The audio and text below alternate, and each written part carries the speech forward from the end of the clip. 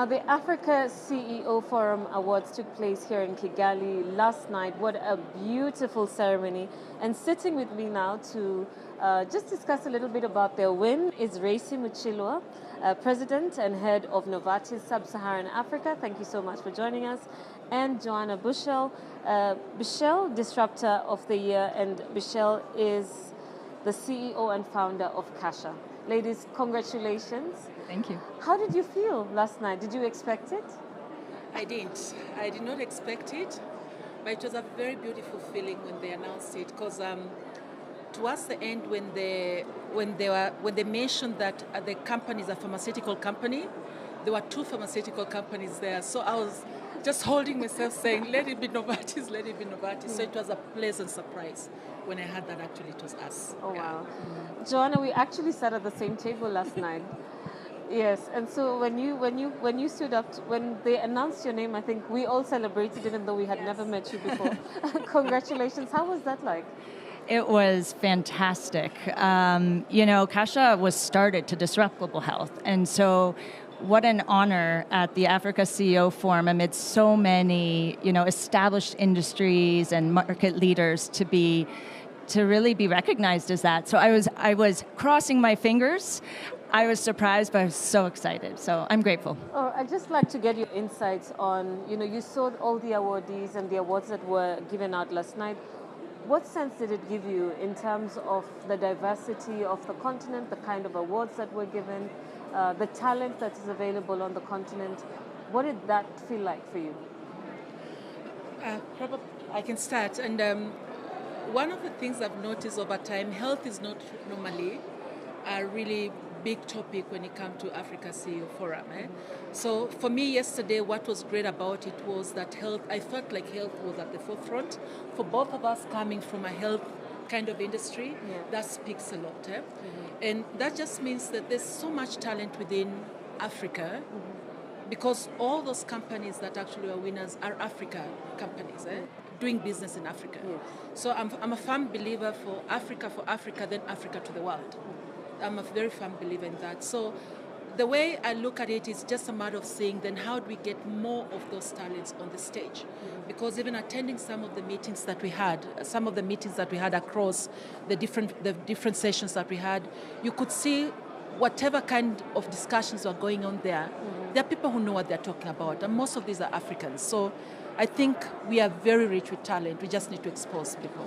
Joanna? Yes, I think what I've noticed and what I'm quite impressed with at this forum is the diversity of the attendees. I mean, you have all regions of Africa represented, you have a good gender balance, and I think what I've seen as well is just the willingness from very established, mature companies to partner with startups. So I'm very impressed with that. They know they want to go digital. They know that their industry is going to be disrupted, and they want to partner. So that's been great to see. Racey, so you won the Gender Lead Award, and we had a brief conversation before we started the show, so to speak. And you said you have been very intentional about creating a space for women leadership within the organization. You talked about it last night as well on the stage. What has that been like? What initiatives have you taken to ensure that women, rise to leadership positions? Thank you, Terryanne, for that. One of the things I've been very intentional is making sure my entire leadership team is actually involved in those discussions. So it's not only me driving it, but as the leader, then the tone from the top is very critical. I need to have the right tone from the top, and it has to be authentic. It cannot be something that is viewed as I'm just doing it to fill a box or to tick a box. So that one I've been very intentional about it. But also one of the things I've done is to make sure the men are involved in this. And as much as that's the case, one of the things I always tell them, we should not just do it because we want to aspire to have 50% of the team being female and 50% being male, but they have to be qualified, competitive teams who are actually joining. Because at the end of the day, I'm also a firm believer that as a manager, your work is supposed to remove barriers for your team. That means you need to have experts reporting into you. So that's what we do to just make sure then that is working as expected. But also one of the things also is training. When we have trainings more of towards ladies, but also we have trainings for the entire organization. So we are very intentional in having women in leadership kind of trainings, exposing them, making sure they have mentors across the organization, but also just giving them the platform to see what is available up there and for them not to feel they're okay being at some positions down. Yeah. Because as we were discussing earlier, I find that when you go to the sales team, you find the percentage of ladies more, but the higher you go up, the ladies keep on going down. And some of them because of social expectations, where they feel I'm a mother, I'm taking care of my grandmother, my mother, my father, the whole community. So if I'm to go up, I'll not be able to do those things.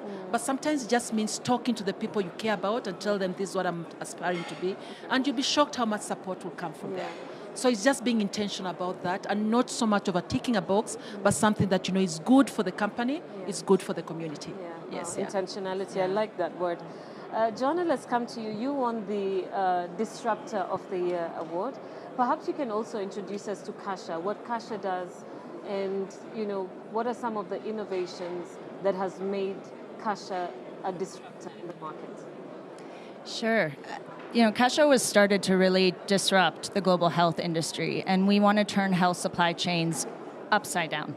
We want to make them customer-driven, data-driven, reaching the last mile, and optimized for women. And that's why we've built what we've built. And what we do is we are digitally enabled. We sell pharmaceuticals and fast-moving consumer goods around the country, focusing on this mass market, large segment. And as digitally enabled, you're able to actually see what people prefer. And that's the important thing, because right now health operates in a way which is very top-down, very limited data, products land at the port, there's little visibility if it ever actually gets into people's hands. And with Kasha, every time someone places an order, and whether that's a pharmacy, whether that's a consumer, that is a vote. That's a vote of preference. And if they order it again and again, then that's value. And that's important. And really, that's how health supply chain should be driven. Just bottoms up and data driven and really serving people.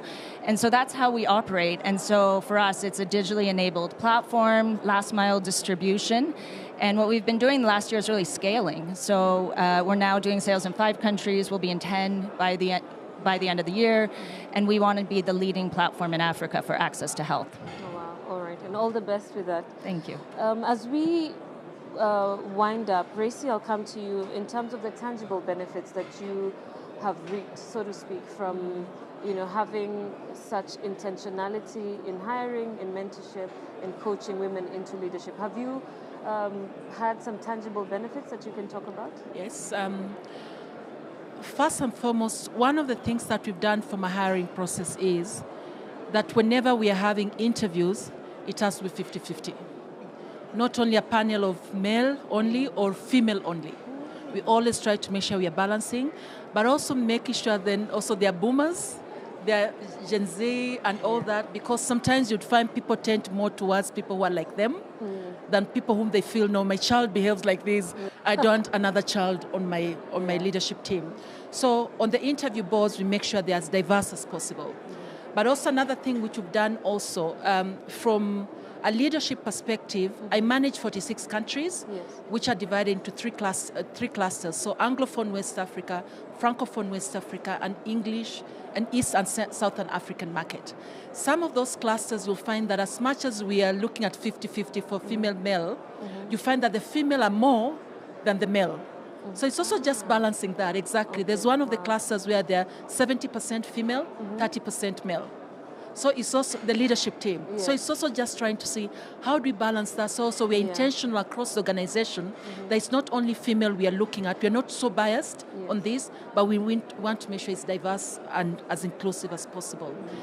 And also what I started, my own initiative, was a program I call Women in Leadership, which we've had for the last 3 years. We've been having this program going on, which then the ladies within the organization across different stages within Novartis, will join this program where they go through several, it goes for 2 years. They go through several trainings. We partner with different universities across Africa. Then after that, also what we expect them to do is to give back to society. So they pick a project out of the company, so whether it's towards period poverty, whether it's towards making sure then patients who have a certain disease are being catered for, using the right channels for sure, whether it's absolution, having the, just going around to see what is the need in the communities and making sure then we do that. Then what we do is try to make sure then how do we create it to be sustainable over time, that we are not just doing something and leaving. So some of them we've actually owned. Some of them, like there's one for a school where we've taken up the boys and the girls there. We are mentoring them, and we are very clear that anyone can mentor out of their own time. So those are some of the tangible, things that we've done. But also during my leadership team meetings, I always expect that I need to see the stats, because what you measure is what people do. If you don't measure it, then people will not do it. So I want to see what is the ratio of female versus male, what is the ratio of millennials, the different demographics, and how do we structure our strategy to make sure then we are meeting the majority of the people within. Right now my team is roughly 65% of millennials. That means then the way we behave is very different.